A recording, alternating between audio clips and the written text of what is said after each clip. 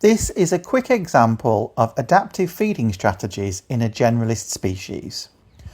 Welcome to Richmond Park in the height of summer. The grass has been singed by the heatwave and the vegetation has lost its nutritional value.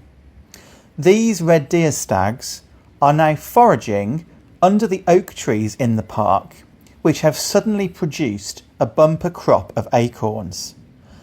Acorns should be an autumnal resource, but because the trees are stressed by the heatwave, they have gone into fruit early. So the deer are taking advantage of all of the acorns that the trees are dropping. Because the red deer is a generalist species in terms of its foraging behaviour, it is able to exploit this newly available resource in ways that other species would not be able to do.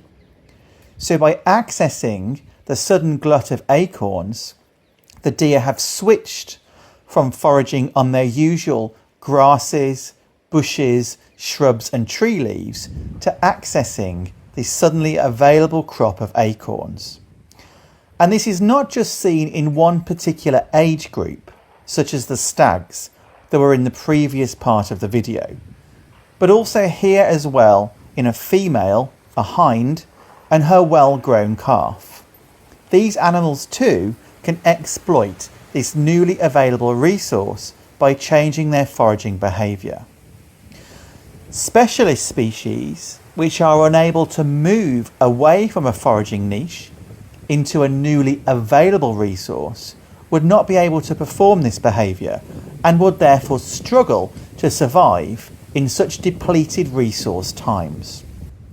And if you walk under the oak trees after the deer have fed, you can see the remnants of their foraging behaviour, the spent shells and cases of the oak trees, of the acorns rather, that have been left behind. So what we can see here is a short-term adaptation by a generalist to a changed environmental condition, something that specialists with very finite foraging niches would not be able to do. And there is some excellent research out there that shows just why generalists can cope with change compared to more specialist species. Thank you very much.